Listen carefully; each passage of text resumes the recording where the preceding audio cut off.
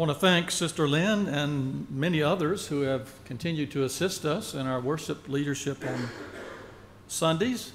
And if you are interested in that, I'm always available to talk to you. Just call me. So we continue in our gospel reading today, this journey of Jesus, as Mark tells us, on his way to Jerusalem. And today in Mark chapter 10, verses 46 to 52, Jesus is passing through the town of Jericho. Mark says they came then to Jericho, and as he and his disciples and a large crowd were leaving Jericho, Bartimaeus, son of Timaeus, a blind beggar, was sitting by the roadside. When he heard that it was Jesus of Nazareth, he began to shout out and say, "Jesus, Son of David, have mercy on me."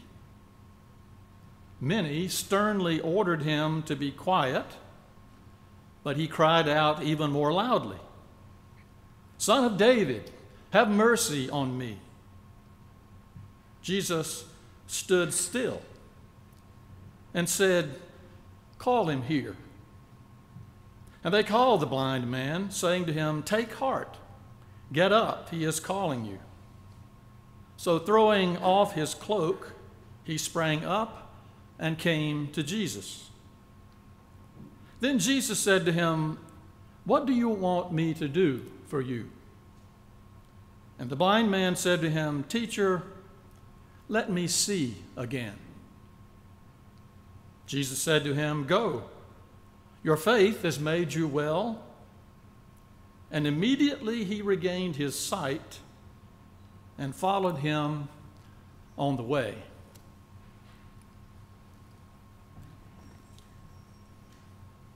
Jim and Aline had brought their 12-year-old son Franklin to the south rim of the Grand Canyon. It was a dream trip for Franklin.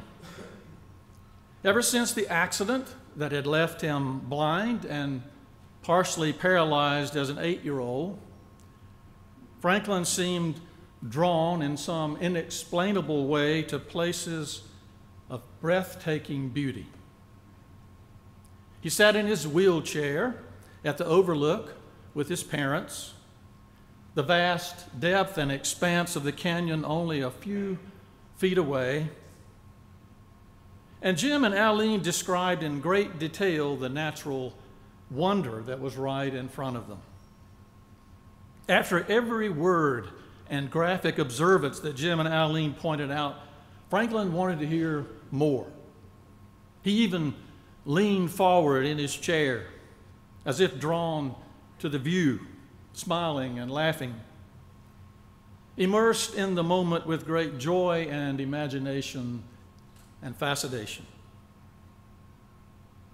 After a while, a car pulled up at the overlook, and it stopped rather quickly, and a young couple jumped out. They rushed over to the rail at the edge of the canyon, and they took 4 photographs, 2 of the canyon and 1 of each of them individually standing at the rail in front of the canyon. And then the young man said, "Okay, we've seen this one, let's keep moving." And they got in their car and they drove away. And an hour later, so did Jim and Aline and Franklin. So who saw the canyon? Who saw the canyon? In the gospel story today from Mark, the story, by the way, that's told just before Mark's version of Jesus' entry into Jerusalem on a donkey, the blind beggar Bartimaeus asked Jesus to let him see again. It's a curious story, really, profoundly human. You know, we've been following Jesus and his disciples from the area of the Galilee in the north and down through the hills of Samaria and into Judea. We've listened as Jesus has told the disciples what's going to happen to them, and he's tried to prepare them for the events of Jerusalem. They come now to Jericho, and there are a lot of people around. That wouldn't be unusual, by the way, because a lot of people passed through Jericho on the way to Jerusalem for the Passover. Jericho was about 14 miles from Jerusalem. It was an oasis. The spring of Ishmael is there. There was a lot of traffic because there were 20,000 priests and Levites who were attached to the temple in Jerusalem. They couldn't all stay there in the crowded city. Many of them were in Jericho. So there was a lot going on. And when Jesus' entourage is headed out of Jericho, they pass this blind roadside beggar who's evidently heard that the young Galilean teacher and healer is with them, and he disrupts the parade. "Jesus, Son of David, have mercy on me," he says. "Knock it off, Bartimaeus. We can't hear the teacher with you making all that racket. He's going to Jerusalem." But Bartimaeus is persistent, if nothing else. "Son of David," he says, "have mercy on me." Jesus heard Bartimaeus, stops in the middle of the road, and says, "Call him here." And Bartimaeus is so quick to respond to Jesus' invitation that he throws off a garment that was slowing him down. Notice how many people in Mark's gospel come running to Jesus when they have the chance. "What do you want me to do for you?" And Bartimaeus replies, "Teacher, let me see again." And notice here that Jesus doesn't hesitate. "Go," he says. "Go, Bartimaeus, your faith has made you well." And Bartimaeus immediately regains his sight, and he joins the group of disciples and followers who are on their way up to Jerusalem. It seems like such an incredible miracle, yet it's recounted like some everyday occurrence. It's like saying to have faith in Jesus is to accept the fact that being restored to wholeness happens all the time. In the middle of the road, in the midst of a crowd that wants you to be quiet and go away, in the middle of a journey to a place of decision and commitment, even with people you haven't even seen before now. I know a minister who was praying for a member of his congregation who was a patient in a hospital, and the patient had a rather debilitating illness, had been in the hospital for several weeks, and frankly, the doctors weren't sure how things were going to work out. So they prayed there at the bedside. The minister prayed for her healing and her restoration. The patient prayed with him. It was very earnest and heartfelt. And when the minister concluded the prayer, the patient suddenly sat up in the bed. She looked rather wide-eyed at the minister. She looked around the room, and then she stood up. She even got up on the bed and started jumping around. "I'm healed," she said. "I'm healed." And she grabbed the minister around the neck and danced around the room. She laughed and cried. She made so much noise, they heard her down the hall. "I'm better." She said, "I'm better." Nurses came running down the hall into the room. There was quite a commotion on the whole floor.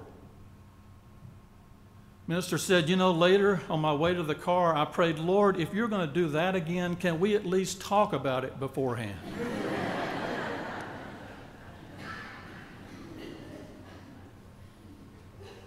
"Teacher, let me see again."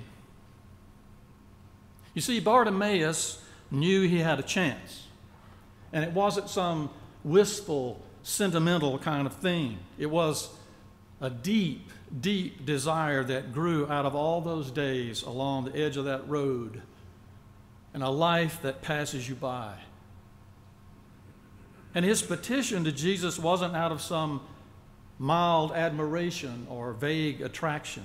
In fact, he even uses the messianic title for Jesus, Son of David, which Jesus was explaining on his way to Jerusalem was not his political mission. Bartimaeus didn't even fully understand Jesus, but he had faith in him. He had a personal reaction to Jesus that was loving and confident enough to stop him in the middle of the road. Teacher, let me see again. I don't know about you, but if I'm honest with myself, I realize that I often have a longing to see again, and I don't act on it very quickly. Do you? I have an invitation from Jesus to come, and I can be pretty slow, even cautious about responding. I have an invitation from Jesus to come, and I'm not willing to throw off whatever encumbers me and keeps me from responding right now. I have a Lord who will stand in the middle of the road to meet me, and I'm busy looking for safe parking places where I don't get any scratches or dents. I have a Lord who hears me in the middle of the crowds and the noise and uproar of life, and I am slow, so slow to hear his loving and graceful words, "Go. Go, Rick. Your faith has made you well." Teacher, let me see again. Brothers and sisters, the gospel is very clear. The Lord of life meets us with words of assurance and wholeness wherever we are and however we are doing. And as blind as we may be at times, he always chooses the way of healing and sight, even if we don't understand it. He calls us to come to him, to be honest with him, and then act on our needs in faith. And our response to him is gratitude and following in his way, even if that means we're going to our own Jerusalem with all of its challenges. So I say to you this week, let's open our eyes. Let's take Jesus at his word. This week, let's be a congregation of roadside beggars that know we're on the way. This week, let's be disciples who choose to live in the loving and healing way of the teacher who always gives us sight. You know, Franklin went on after that visit with his parents to the Grand Canyon to visit a number of incredible places. He saw New York City from the top of the Empire State Building. He saw the Badlands of the Dakotas from a hot air balloon. He saw the Rocky Mountains in Alberta, Canada from the upper deck of a scenic railroad car. He even saw the wonders of Disney World from his own wheelchair. It's amazing what you can see when your eyes are really open. Amen.